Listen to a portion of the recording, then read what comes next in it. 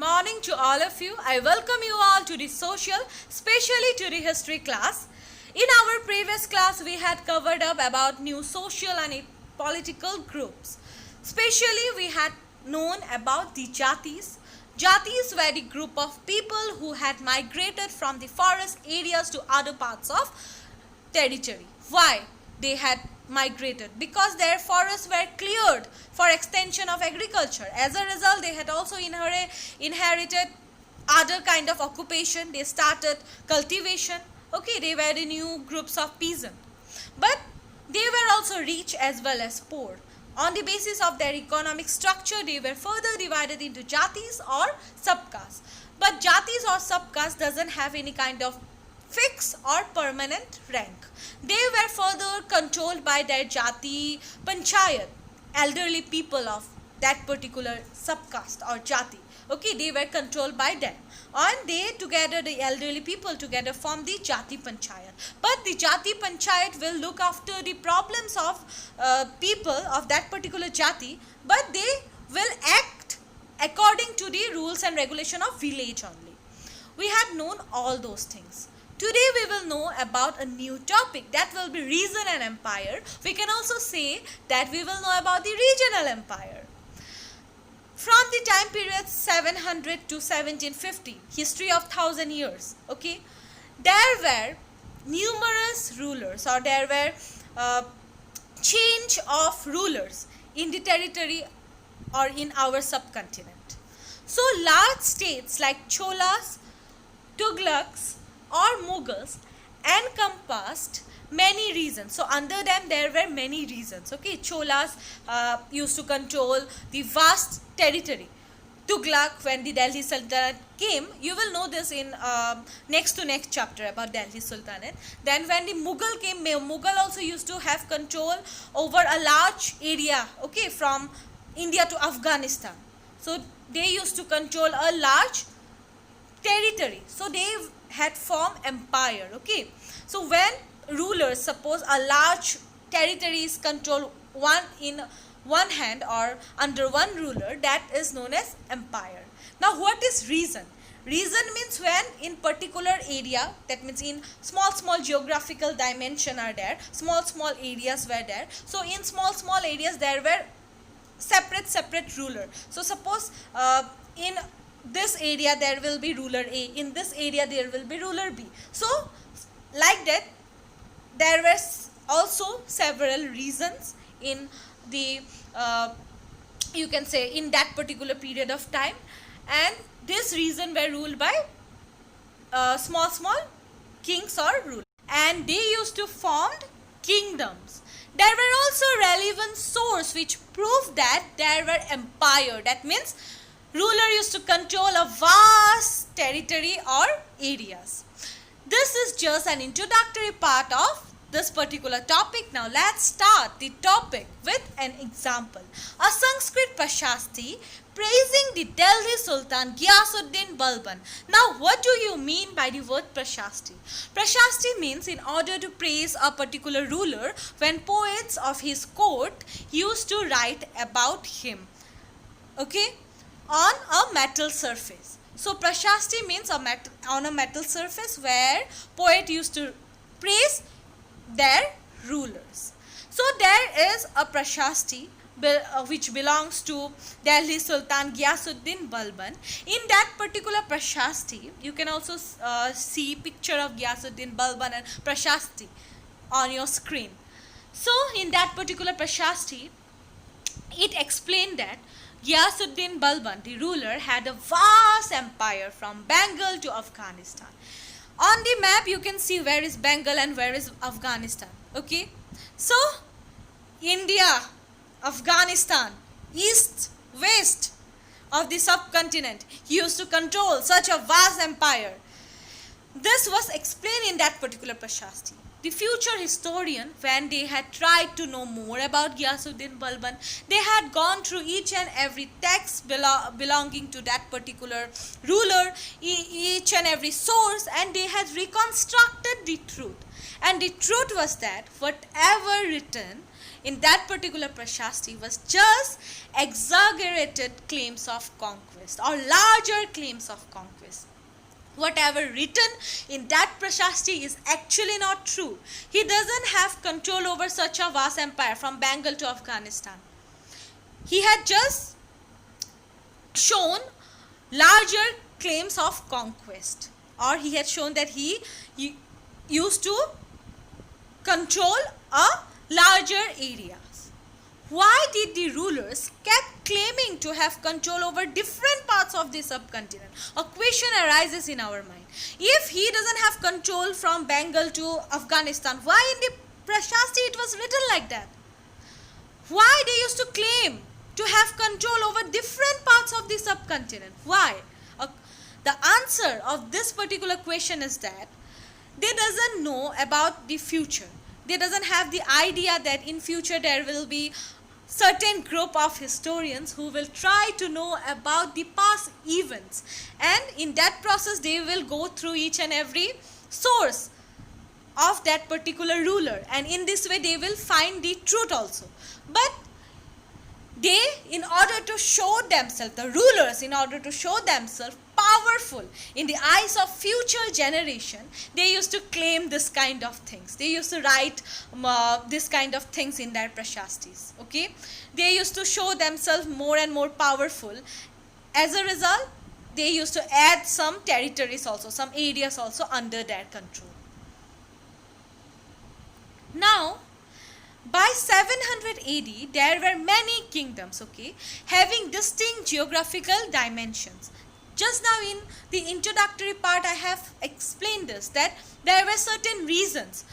There were certain small kingdoms, okay, controlled by one ruler of that particular region. Suppose this is region A, controlled by ruler J, and this is region B, controlled by ruler P.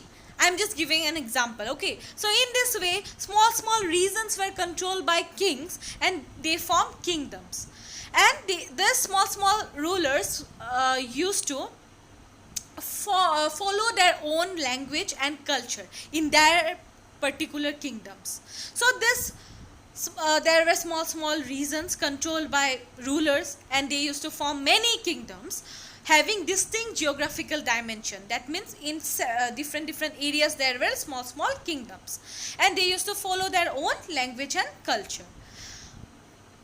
But occasionally dynasties like, you can say occasionally dynasties like Cholas were there, Khaljis were there, Tughlaqs were there, Mughals were there, who used to control a vast territory.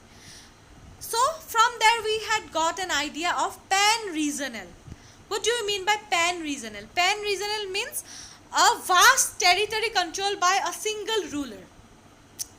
So there were also pan-regional rulers who used to control a vast territory and formed an empire. There were Cholas, Tughlaqs, Mughals. Mughals used to control not only India, also the parts of Afghanistan. So they had a vast area under them. Okay. So there were also empires. How empires were formed? You know that? There were kingdoms, okay, in separate regions. When a powerful ruler used to rule, okay, over a particular area, he used to expand his territory. And in that process, he used to defeat the kingdoms, okay, defeat the kings of that particular regions, or defeat the regional kings. In this way, they formed a huge empire, or they used to control a vast empire. You can just say like that also. So there were pan-regional idea also in medieval era. With the decline of Mughal Empire now, there was re-emerge of regional states. Just now I have mentioned. So when there was any kind of powerful ruler, in order to expand his territory, he used to defeat the regional kings, okay, the ruler of separate regions. They used to defeat them, and they used to put their region under their control. In this way, empire were formed. But with the decline of Mughal Empire, there was re-emergence of regional state.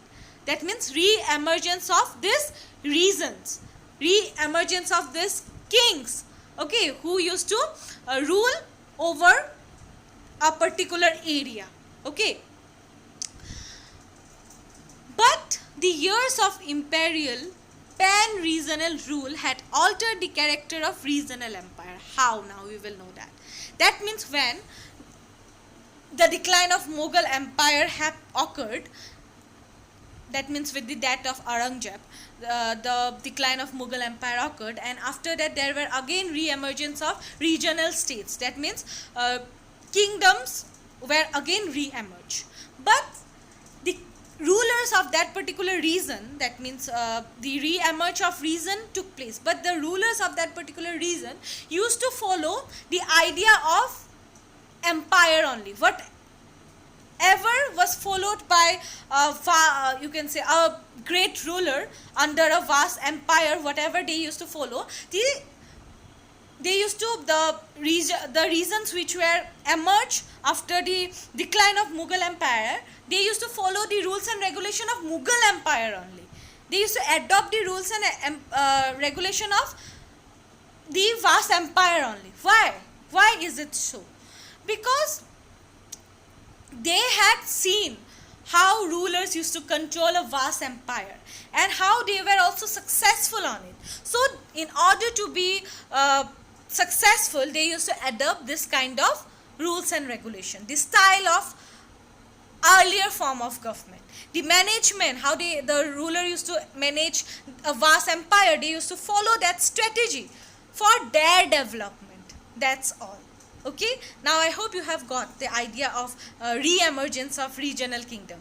Regional kingdoms were re-emerged, but they used to follow the idea of empire only.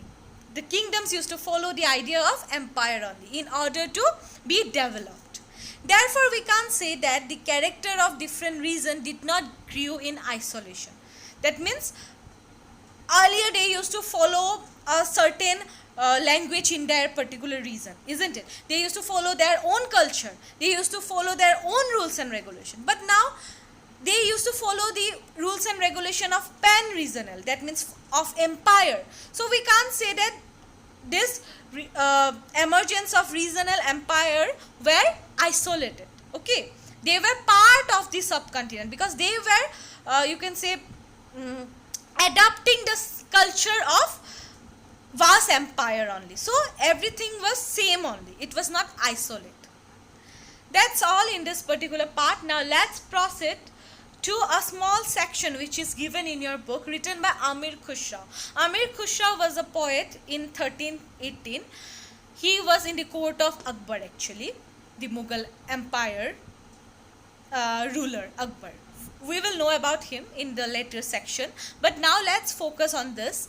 A different language in every region of this land. That means Amir Khusrau had focus on our subcontinent, and he found that there were different language in each and every region. There were Sindhi, Lahori, Kashmiri, okay, then Telangani, Gauri, Awadhi, Hinwai. So there were in separate region there were several other language. Amir Khusrau went on to explain that contrast of this language. There was Sanskrit, which did not you can say belong to any region. It was an old language and common people don't know it. Only the Brahman do. So he had also written that although in separate region there were numerous language, but Sanskrit was there. But Sanskrit was the ancient language of India. Everyone should know Sanskrit. But the fact was different. Actually, each and every ordinary or common people doesn't know the Sanskrit language. Sanskrit language was only known by the Brahmanas. But other kind of people used to, you can say, they used to interact with each other with their local language, such as Sindhi, Lahori, Kashmiri, and so on, Gujarati and so on. It results that there were several languages in our country. in that particular period of time, in medieval era also. Now do we speak several language, but it was from that particular period of time only. And from where we had known that? Obviously from the writings of Amir Khusrau, who was a poet of 1318. Okay, he had written that Sanskrit was although the ancient language, but people used to speak or communicate with each other with local languages. Only Brahmanas know the Sanskrit language. Now that's all in this particular part. Let's do a quick recap of what we have covered in our today's session. We have known about reason and empires, that in medieval period of time, that is from 700 to 1750, there were regional rulers, or there were small kingdoms ruled by a particular ruler of that particular region. Okay, there were small kingdoms in regions, and which resulted in the formation of small kingdoms. But there were also pan-regional idea was there. Pan-regional idea means there were also rulers who used to rule over a large area or territories, okay, and formed an empire. For example, Cholas were there, okay, Delhi Sultanate, Mughals, okay, they were the rulers of a vast territories, and they used to form an empire. That is the difference between kingdom and empire. Kingdom means ruler of a particular region, okay. They used to have control in that particular region only. So that is kingdom. And empire means ruler of a vast territory and areas.